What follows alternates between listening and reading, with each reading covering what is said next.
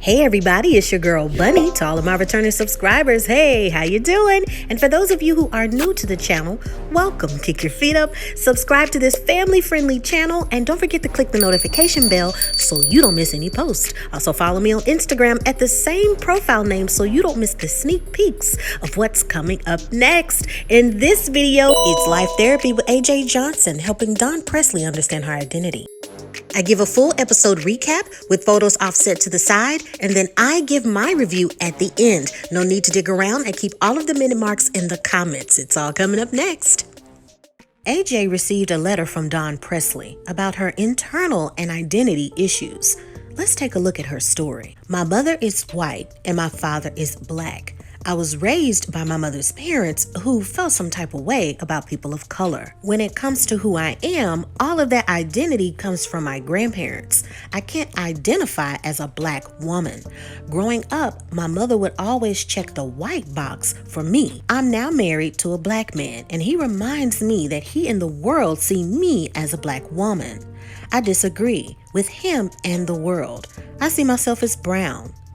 AJ thought long and hard about where to meet Dawn to have their first discussion. There's no better place than the Martin Luther King Center. It's where AJ started to understand who she was as a black woman.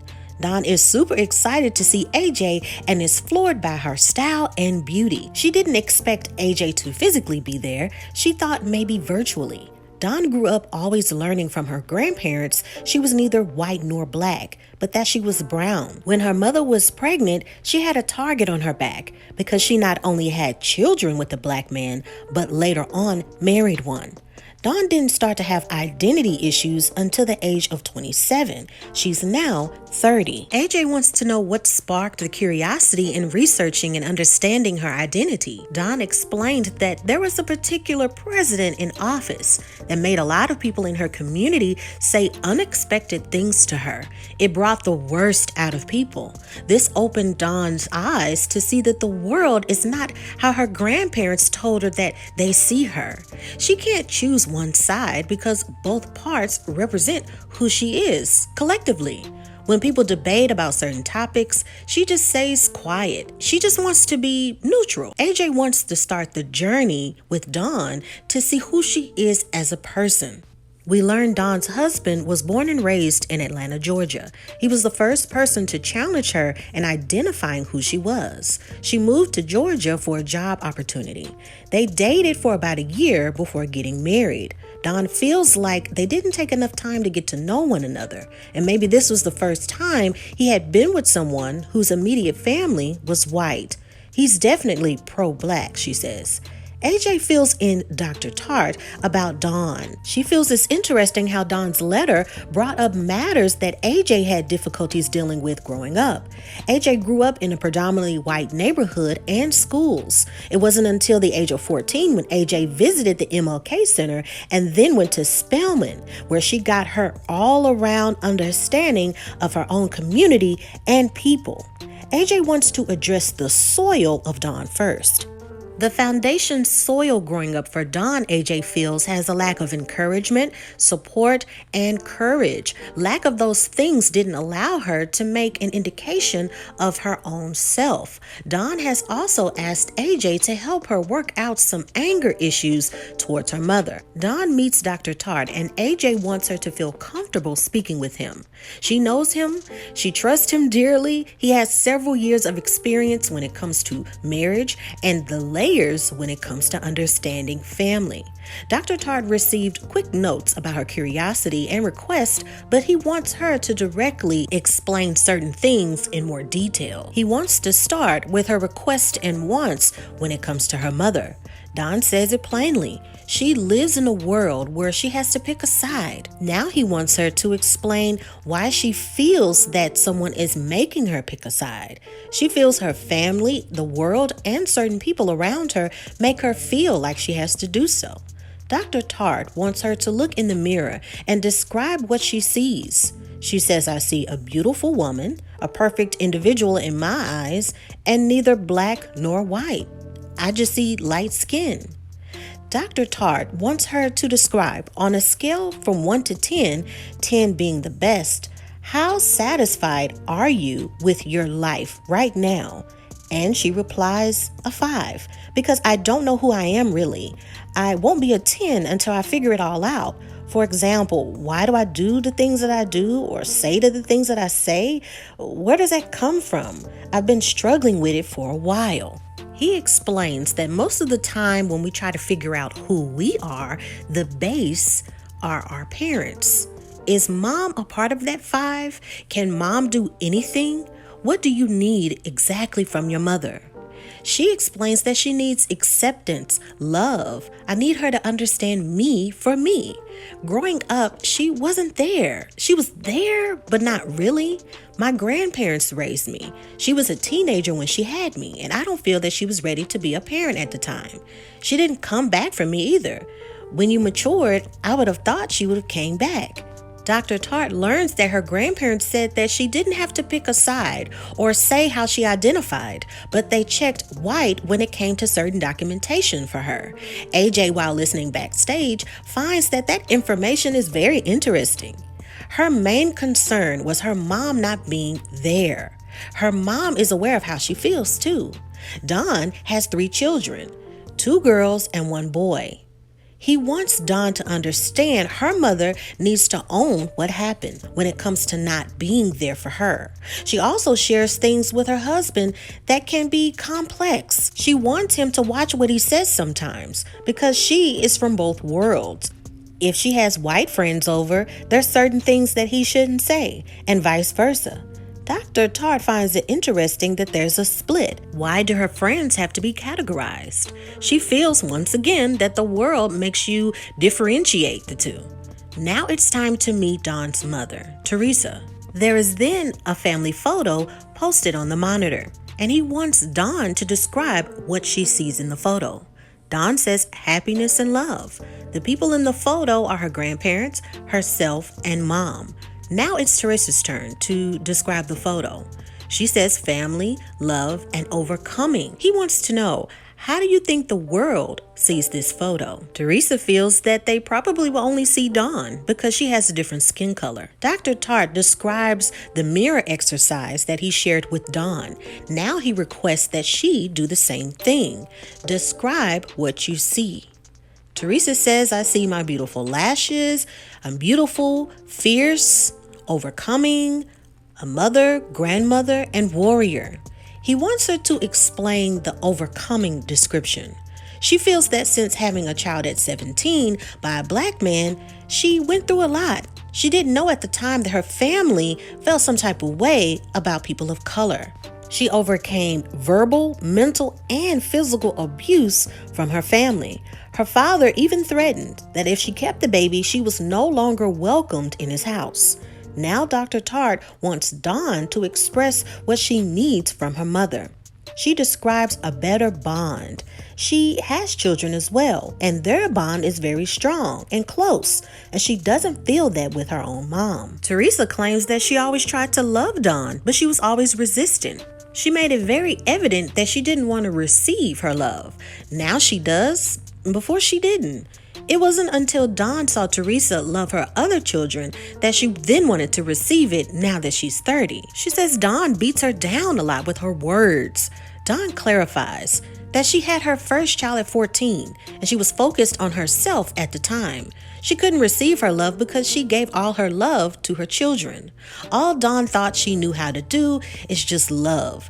She would get upset when she saw Theresa show her other kids more feelings and more love. She feels like now she has to chase for her mother's love.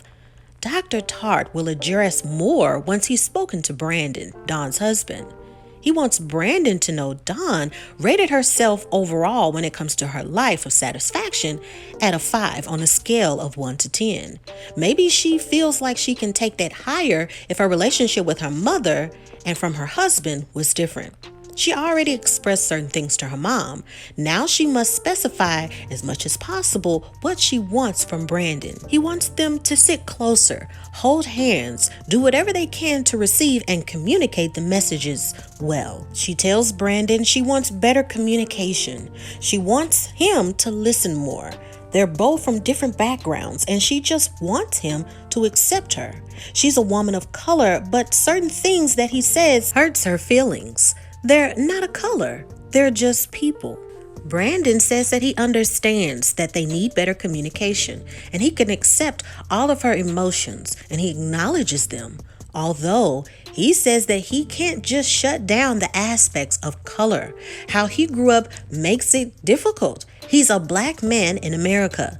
When he makes comments about his experiences, it's not to intentionally hurt her. The world sees his color all the time, and there is always a label that he has to face. When Brandon takes part in the mirror exercise, he sees Brandon, he says, a good person. And there's also a word now on the mirror, black. Dr. Tart uses an example that Dawn is just requesting that it's just them at home, just to see her as a parent, not white or black. She just wants to be one. Brandon describes that wearing several hats as a black man is difficult. A father, a husband, everything. Dr. Tart says he understands and he knows the confliction. When they go into the world, they don't see Brandon or Dr. Tart. They see, here comes a black man. So when you come home, it's hard to turn off the world sometimes. The next step is developing support for one another. They also need to be supportive of everybody in their relationship with their mom. Everyone needs to go in the same supportive direction. When Theresa is brought back into the room, AJ wants to join in because there's still some matters that need to be addressed. Theresa begins by venting just a little bit. She explains some of her frustrations. When Dawn tells people about her grandparents, she says, "These are the people who raised me, and this is my mom." Now AJ wants to begin the process of clarification. You weren't there, Theresa, because you were a single mom, but why weren't you there to take care of her? Theresa says, I was there, but I left her with my mother and father. AJ wants her to repeat the beginning part of her last sentence again. Theresa says, I left her. AJ wants Theresa to ask Dawn how she felt about leaving her with her grandparents. Dawn says that she felt okay about it, but AJ isn't buying it. AJ wants her to understand that you're okay about it now and that you grew up and you had a good life, but how did you feel before? You got to a point in your life where you started to understand and evaluate mom isn't here and hasn't been. So how did that make you feel? Dawn finally says that I was a mom at the age of 14 years old and I was there for my kids 90% of the time. So my mother not being there for me made me angry. And AJ screams, yes, there we go. Now we're getting to the truth. She instructs her now that any further dialogue must be directed towards her mother. Dawn wants to know, why was I never a priority? Theresa says that you were always my priority early on. Then you got a little older. I was married. I had 2 boys, and then you had 2 children. I was raising my young boys. Everything was a tornado of stuff. AJ wants to also emphasize that Theresa knew that her parents were people who felt some type of way, people of color, yet Dawn was left in that environment to be raised. You left her with people who might not have loved her, but it worked out. But that was very risky. Dr. Tart asks, so what you're saying is, Theresa, just so I can understand, your parents finally came around to loving Dawn, basically. And Theresa confirms yes. If I felt she was in an environment that was unsafe, I would have taken her out of there. AJ is still having difficulty believing Theresa believes that in her heart, because when she describes it all, there's anger in her voice. Anger when she describes leaving her, when she describes having her, when she speaks of Dawn. She always says, when I had her. And when her dad told her that she couldn't stay if she had the child. There's anger in all of that. Theresa tells Dawn that she's angry at the experience, not Dawn. She went through a lot with her parents, and there was so much confusion. If her parents didn't love her, then why wouldn't they have picked her up from the hospital? AJ points out that that's such a backward thought. To have your parents tell you and give you an ultimatum about having the child, yet they pick you up from the hospital. Then you seeing them showing love to Dawn and not to you, the way you wanted to be loved. Dr. Tart points out that when they looked at the family photo earlier, Theresa mentioned that they'll probably only see Dawn because of her color. But in actuality, that's an outer reflection. You felt you weren't being seen or loved.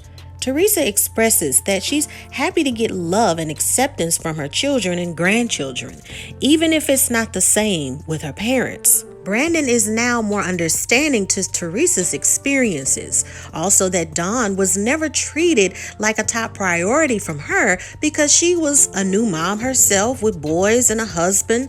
It must have been very hard to juggle all those new roles of a mom, wife, grandma, and when she didn't know how to be one. On top of that, you have the identity issues. Dawn always compared her also to her grandparents.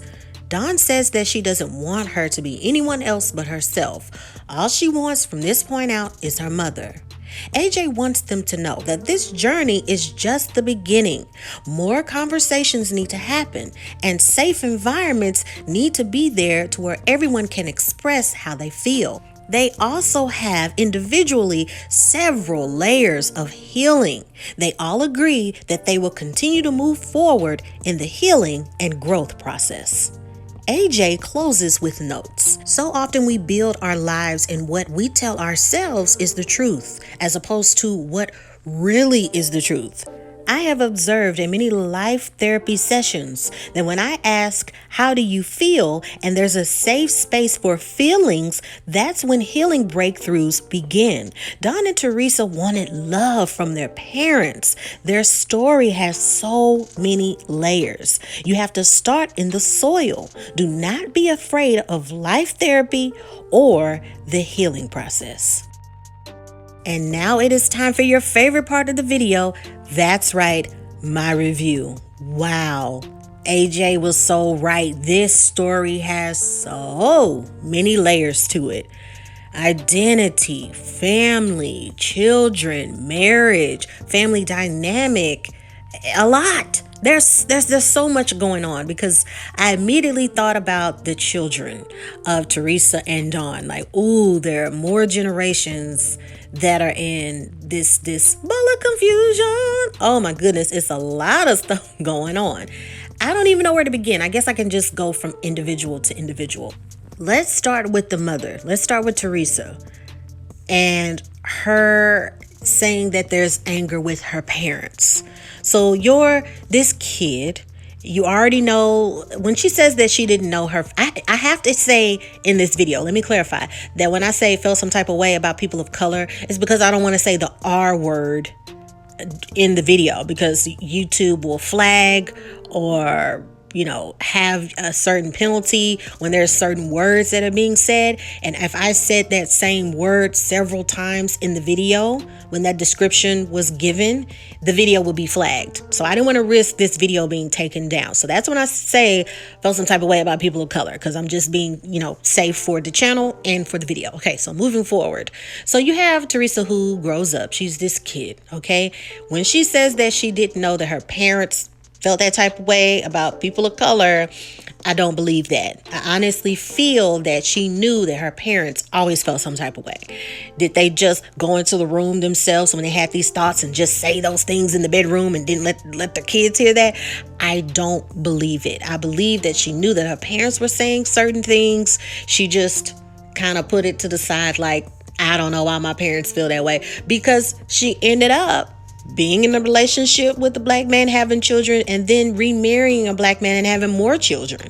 So something wasn't passed down, but you knew that you disagreed with their ways of thinking. It seems like growing up, wherever they grew up, that tension between ethnicities, so I have to be careful with words, was clearly high in that environment, because for her dad to say, hey, if you have that child, you're not welcomed in this house, and her going through physical, mental abuse and verbal abuse, that's a problem. So that didn't just emerge when she got pregnant. I don't believe that. I believe that she grew up always hearing that all of the time. And there's so many psychological books and things about what pushes people to do certain things, what I'm hoping is that it wasn't in rebellion of her family feeling some type of way, but that she honestly ignored those things that were being said, and she genuinely liked or loved the black men that she was with. I'm hoping that it wasn't any type of Oedipus complexes going on. Okay, so hopefully they worked that out, and it's never too late. As you've looked at the other life therapy videos, if you viewed that, I've always said I felt that it's never too late to get apologies, have conversations, to mend things, to move on. It's never too late. As long as you're still living and you have your sense to talk and get it straight, get it straight. Don't take those things with you in life, and it burdens you and it has you feel some type of way, and you tossing and turning at night and you're angry and sad about something, and they have no idea that you feel that way. I also talked about how certain things, no matter how much you sweep or you thought you swept it under the rug, it will travel to that next generation. So let's talk about those things that were traveled and passed down to the next generation.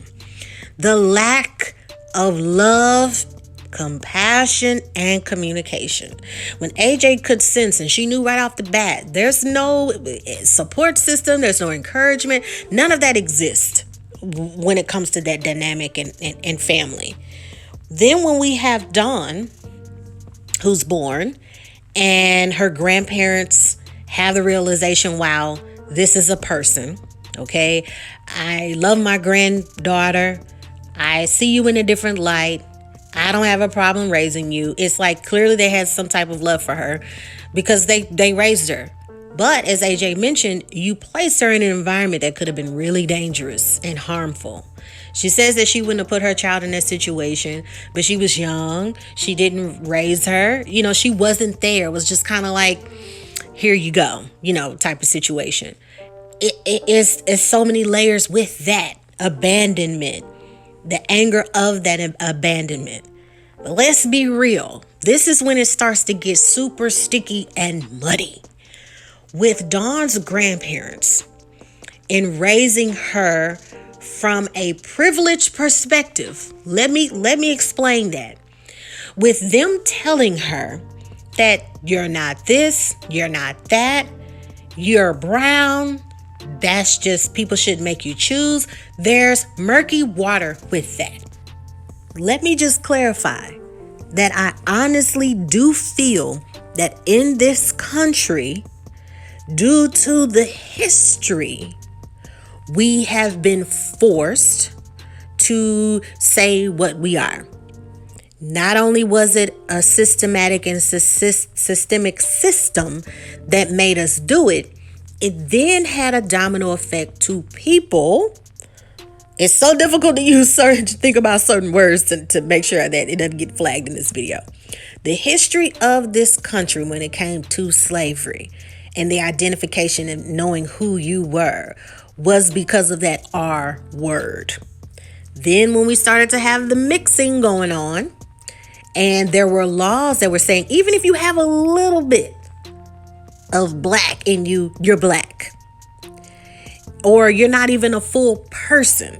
Let's talk about the history. You're black. Oh, and it's even gone down to present time where black people say, oh, you have white, you black. Oh, your such and such mama is this, you black. Because of history. I do not think it's fair for people who share a lot of ethnicities to have to pick one, because that is not including everything that makes you you. One thing that was not mentioned in the episode, and who I wish was there, was Dawn's father. I honestly feel if Dawn had been in that environment of her father's immediate family, there would be more of an experience in identifying that other piece of her.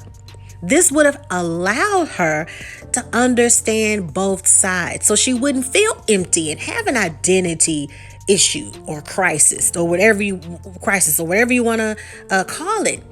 You have to learn both sides. To deny and say, oh, it's not this or it's not that, and then the outside world and the ways of life are completely different. That is very dangerous. But you did know, the grandparents did know that you're of these two different ethnicities, but you checked white on all of her documentation. I would love to know what Dawn is checking on her documentation. You look at the history of a lot of the people that could quote unquote pass for white, living white, because in the world, we have redlining. We have a crazy judicial system. We have crazy laws. We even have it to where if I want to wear braids or an afro to work or anyone else, there's discriminations with that. There's so many layers to this, you guys, that is ridiculous. And having been raised by someone from a white privileged perspective has Dawn not necessarily confused, but has her questioning, oh, why does the whole world, I'm brown?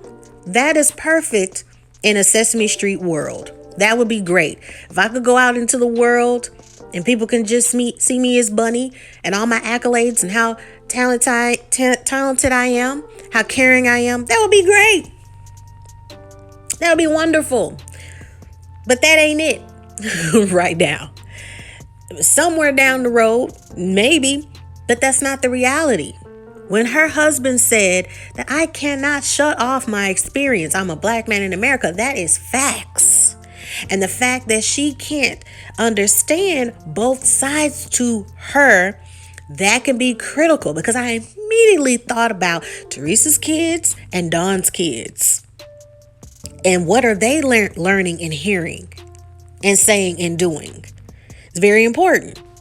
I think Dawn didn't want her grandparents to look bad on TV. So she said, oh, they just told me I'm not this, I'm not that. I guarantee you they were saying some stuff around her. Guarantee it. Just like how they were saying stuff around Theresa. Oh, I don't think they're like that. And they came around. The lies. Come on. The truth, the facts of it all. And also now with morphing into family, talking about the dynamics of family. In Theresa's experiences, the anger is deep rooted with Dawn, because every time she would say Dawn, she would say when I had her, or when it's kind of like this. Well, she's a part of that experience and she's connecting it to everything bad. But when she says, oh, my husband and my boys, it's clearly two worlds that were separated. This separation of safety with husband and other sons and all of that, and then this other bubble of the way my parents treated me, the physical, the mental, and Dawn. Because if it wasn't, why didn't Theresa say, oh, I got my husband now, I have my boys, you come live with me? That didn't happen. Dawn stayed with her grandparents. It's deep-rooted anger and all of that connected with Dawn, who she is. It was kind of like, everything associated with Dawn probably upsets her. Everything. And she said, oh, my frustration and anger is not towards you, but her actions show otherwise. Her actions show otherwise. Theresa and Dawn were looking for love everywhere else but at home. Theresa getting pregnant at a young age, Dawn getting pregnant at a young age, and not even just getting pregnant at a young age, but having several children. It's red flags all over the place. All over the place. I hope that they start to understand each other more. We see in the history of this country and all around the world, the conversations are happening more, and we have this critical R-word theory debate going on. But you have to start to think, why are people resistant to it and why people are for it? You have to understand both sides. If you introduce the critical R-word theory into schools, that is history. That is American history. And then the learnings of history not being one-sided from a white privileged perspective. And Dawn, unfortunately, grew up that way. What's interesting to me is that Theresa and Dawn had no problem loving black men. at all. Neither one of them married white men. That's interesting. It's interesting how people can just lovey-dub and love black culture, black men, black this, black that. But when it comes to understanding history and dynamic and feelings and experiences, it's that, oh, we're not color. We're brown. We're all one. It's like, no, you can't skip over that part. You got to learn all the pieces, man. You got to learn all the pieces. AJ and her experience. There are a lot of people who experience that going to predominantly white school. Then you have to understand, okay, people of color who say they go to predominantly white schools, the busing of, oh, you're smarter, we're seeing a difference in you, so we think you should go to a white school. Your smarts are not worthy of going to this school. You understand the difference in that. It's so much with this, y'all, and I don't want to get off topic, but I really want to stay on topic with the episode as much as possible, but correlate all of those things together. But this is such an interesting family, and it just blows my mind that it's not just this family that's experiencing that. It's not just Dawn, Theresa, and her family, her grandparents. It's across the board. It's everywhere. And until we have those conversations that may be uncomfortable, and we start to understand and learn and not just shovel stuff and slide stuff under the rug as if it doesn't exist, we're not going to get anywhere. We're not going to get anywhere. Let me know what you think. Subscribe. Remember to debate. It's okay to agree and disagree and respect one another. Okay? So check out, a lot of the shows are in the pinned comment. Check out shows that I've done this past few videos. Queens. There's so much to watch on the channel, and there's so much more to come. Like this video, subscribe, follow me on Instagram so you don't miss sneak peeks of some personal stuff I got going on, and shows and things that will be added throughout this year. There will be more stuff added to the playlist. I had the 2022 lineup of shows and TV reviews and all that stuff planned that will be on the page, but I'll still add stuff as we go. So make sure to click that notification bell so you don't miss any posts, you guys, because I get DMs on Instagram. Hey, I didn't know you posted that video. When you click on the bell, that will alert you to let you know that I've made a post on YouTube. So in the meantime, in between time, you guys, make sure to take care of yourself and each other. Until next time, bye.